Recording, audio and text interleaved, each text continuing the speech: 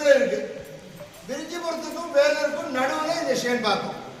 அடுத்தபடியாக நம்முடைய சிவராத்திரி யாத்திரையிலே நாம் போக போகிறது நம்முடைய விருஞ்சிபுரம். அதுக்கு முன்னாடி இந்த ஷேன்பாக்கத்திலே விநாயகர் ஏகதச விநாயகரை சேர்த்துட்டு நம்ம புறப்பட தயாராகிறோம். இந்த ஏகதச விநாயகர் ஒரு காலத்தில் ராஜா தன்னுடைய சேரட்டில் இந்த பக்கமாக வருகின்ற போது ஒரு கல்லு தடுக்கி அந்த கேரட் விழுந்து மயங்கி விழுந்துறாரு. மறுநாள் காத்தால எழுந்து பார்க்கும்போது அந்த இடங்கள் எல்லாம் ரத்த கிளறியா இருக்கு. இங்க ஏதோ இருக்குன்றது தெரிஞ்சுட்டு அந்த ராஜா இந்த இடத்தை நோண்டி பார்க்கின்ற போது அந்த இடத்துல 11 விநாயகர்கள் சிறப்பமூர்த்தியாக இருக்காங்க. அப்படிப்பட்ட அற்புதமான கோவில் கட்டணும்னு ராஜா தீர்மானம் பண்ண போது அவர் கனவிலே தோன்றினார் விநாயக பெருமான். இங்க இருந்து பார்த்தா காசி தெரியணும், அப்பனா நீ கோபுரம் கட்டினார். அதே மாதிரி நான் கட்ட இயலாததுனால இங்க கோபுரம் கட்டலை.